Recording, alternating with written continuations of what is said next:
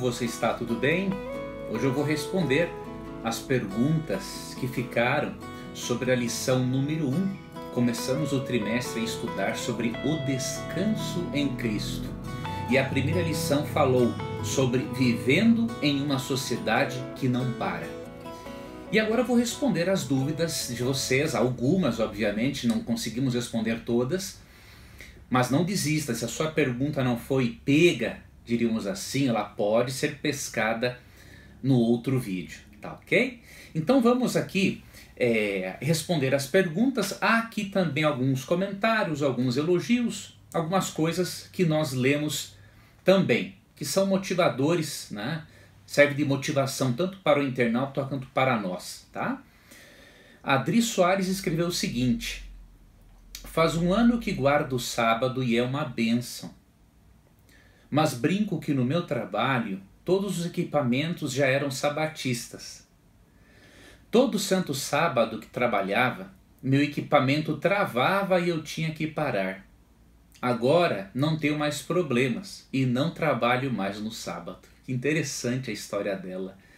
Na vida dela se cumpriu esta promessa, né, de Isaías 56:2. Eu vou ler na Nova Versão Internacional. Diz assim: feliz aquele que age assim, o homem que nisso permanece firme, observando o sábado para não profaná-lo e vigiando sua mão para não cometer nenhum mal. Ou seja, feliz a pessoa que faz isso. Então parabéns pela sua perseverança, né? E por você ver Deus falando com você já desde o passado.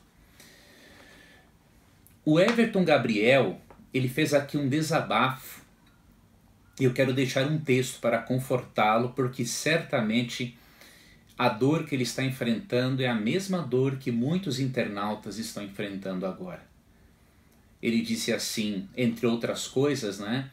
Infelizmente perdi muitas pessoas queridas, mãe, tia e avó. Só dá para ter força e descanso em Deus mesmo. Meu irmão, você tem toda a razão. Com as 3 perdas que você teve, possivelmente pelo Covid-19, só temos forças e descanso em Deus. Tem que ser algo sobrenatural para você poder suportar tamanha dor. E eu quero deixar um texto para você também, tá? Que se encontra em Filipenses capítulo 4, versículo 7. Aí depois eu vou responder as perguntas. Olha o que diz o texto. E a paz de Deus, que excede todo entendimento, guardará o coração e a mente de vocês em Cristo Jesus. Aqui é dito que a paz de Deus excede a todo entendimento humano. E é esta paz que está à sua disposição. Então busque por essa paz através da sua relação com Cristo. Peça esta paz a Deus e, ao mesmo tempo, alimente a esperança da ressurreição dos mortos. A morte não é um adeus, é só um até logo. Tá ok? Vou orar por você antes de postar esse vídeo, tudo bem? Uma pessoa anônima, agora começam as perguntas, perguntou o seguinte: você pareceu dar aulas de meditação. Isso não é nova era, espiritualismo? Não, meu irmão, você tem que diferenciar a meditação transcendental do comportamento meditativo. São duas coisas bem diferentes. A meditação transcendental ensinada pela nova era e pelo espiritualismo é a capacidade de você entrar num momento de transe, diríamos assim, e o seu espírito sair do corpo e ir para outros mundos, né? Ou para outros lugares. Eu nunca ensinei isso e jamais ensinarei isso. O que eu falei foi sobre o comportamento meditativo, que é o quê? Você fechar os olhos, concentrar-se na sua respiração e tentar não pensar em nada. Tentar concentrar-se só na sua respiração. Isto é um comportamento de meditação. Não tem nada a ver com nova era, porque você está trabalhando não um espírito que sai fora do corpo, você está trabalhando a sua respiração, o seu relaxamento mental e físico. Tá? Então não confunda as duas coisas. O Willer Geraldo de Souza, eu tenho percebido que ele tem mandado alguns comentários para discordar sobre o sábado, né? Mas esses comentários também são bem-vindos. Eles nos ajudam a ou fortalecermos a fé ou a mudarmos, não é, as nossas crenças.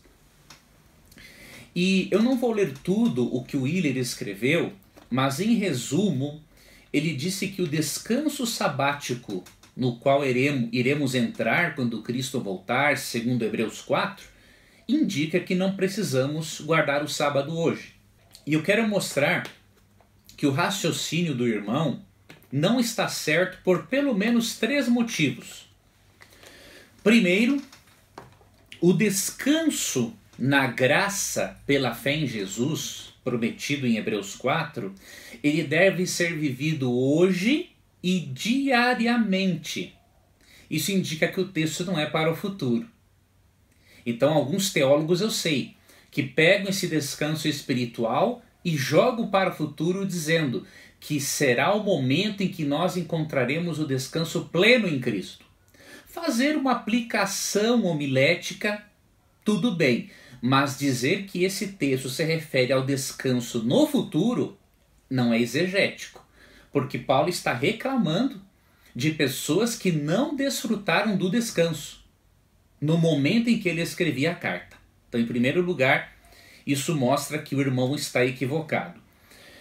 Segundo lugar, o descanso pela fé, ensinado em Hebreus 4, ele não anula o repouso sabático, pois o argumento usado no verso 4 de Hebreus perderia todo o sentido.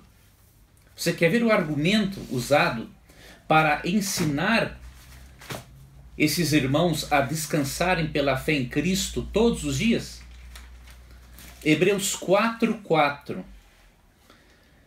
Pois em certo lugar ele falou sobre o 7º dia nestas palavras. Olha o que ele vai citar aqui, ó.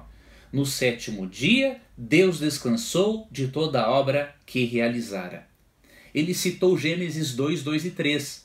Então, se o sábado tivesse sido abolido aqui no ano 70 depois de Cristo, o argumento perderia todo o sentido, porque ele usou a observância do sábado como um exemplo do descanso espiritual em Cristo que encontramos todos os dias. Se o domingo fosse o dia de guarda, era muito mais lógico e compreensível para eles usar o domingo como um símbolo do descanso espiritual em Cristo, mas não foi usado o domingo. Se foi usado o sábado, é óbvio que eles guardavam o sábado. Do contrário, o argumento para descansar em Cristo, citando o sábado, não teria valor algum. Não é? Então esse é o segundo motivo que leva o irmão a estar errado. E o terceiro motivo é o de que em Gênesis 2, 2 e 3, meu irmão, Deus abençoou e santificou o sábado. E eu lhe pergunto com muito respeito, de qual dia da semana se pode dizer o mesmo na Bíblia? Você encontra outro dia da semana que tenha sido abençoado e santificado, ou seja, tornado sagrado? Se você me mostrar outro dia da semana que receba esta mesma linguagem de Gênesis 2, 2 e 3, eu mudo de religião, abandono esse canal, não é? E não venho mais aqui falar sobre o assunto. Mas você tem que me mostrar um texto que diga o seguinte, ó.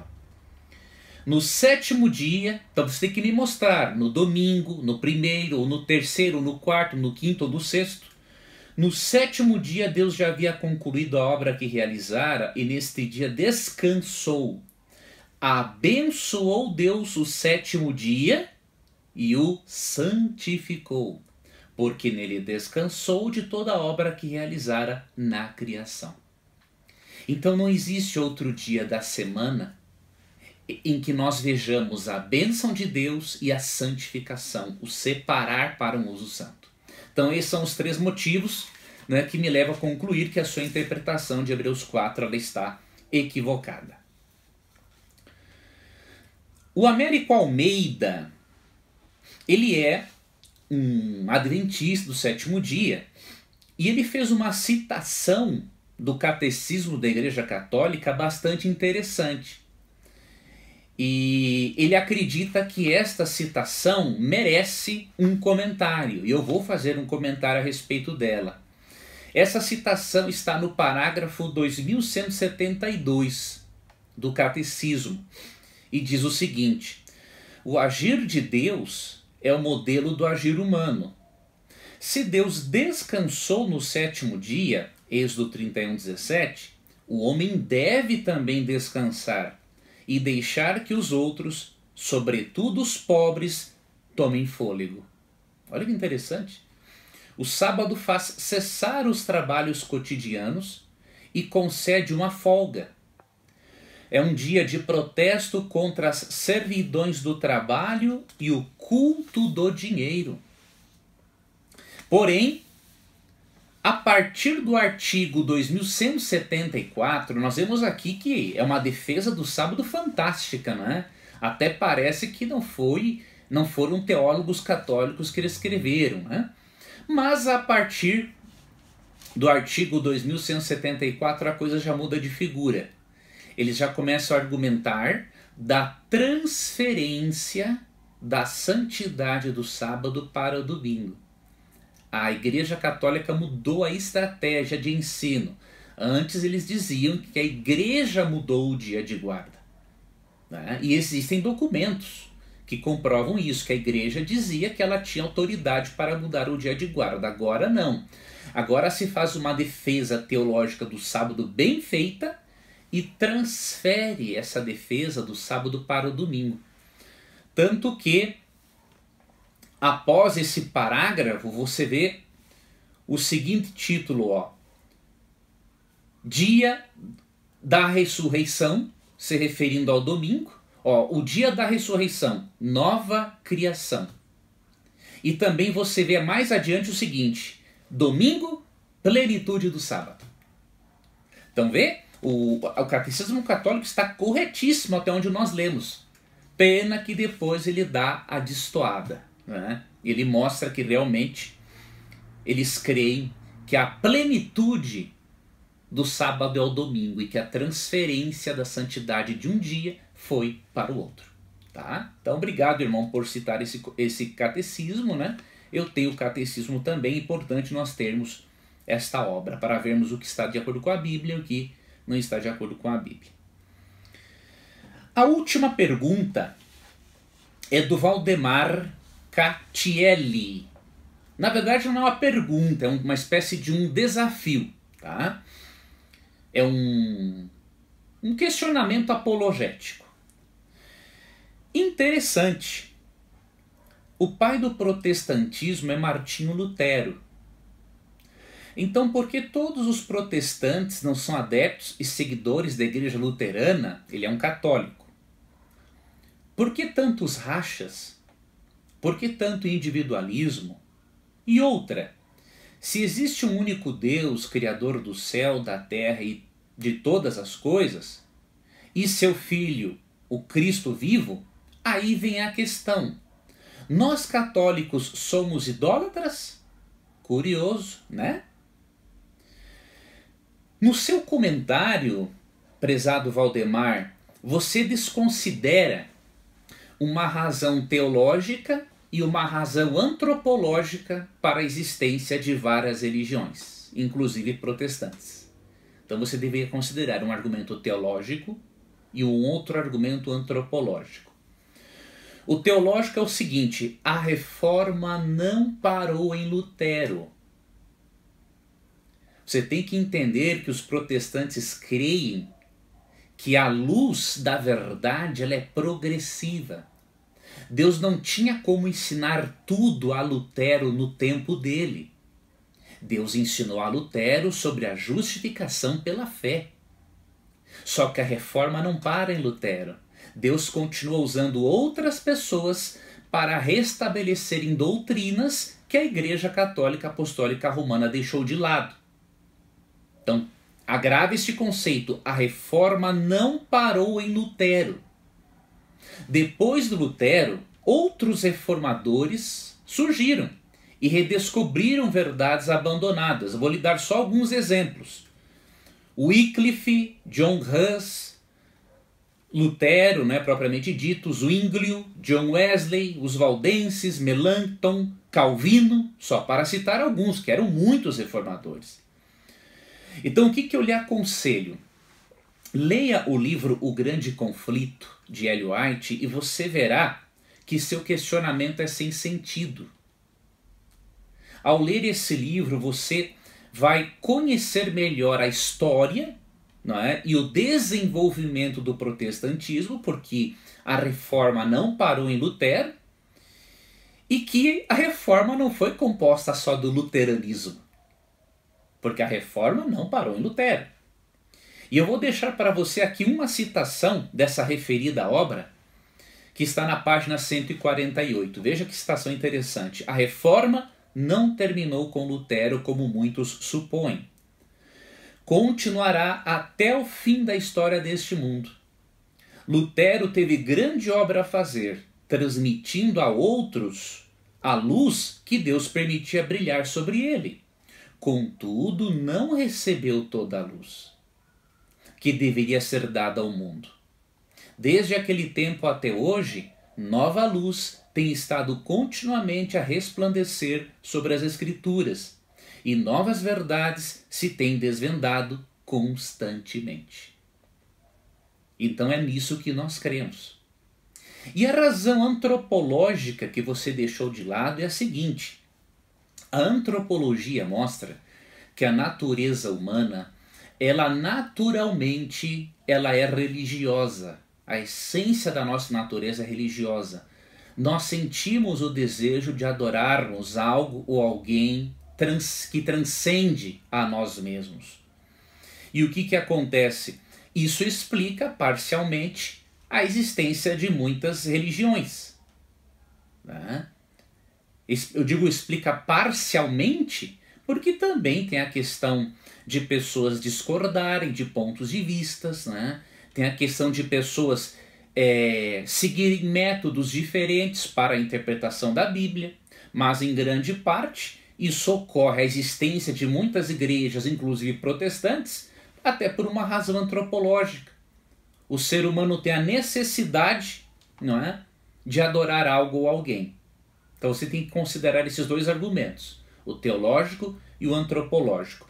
E para finalizar, acerca de sua pergunta, não é, sobre ser idólatra em adorar a Jesus, se todos os irmãos católicos, apostólicos romanos venerassem ou adorassem somente a Jesus, além de Deus Pai e além do Espírito Santo, não seriam idólatras. Por quê?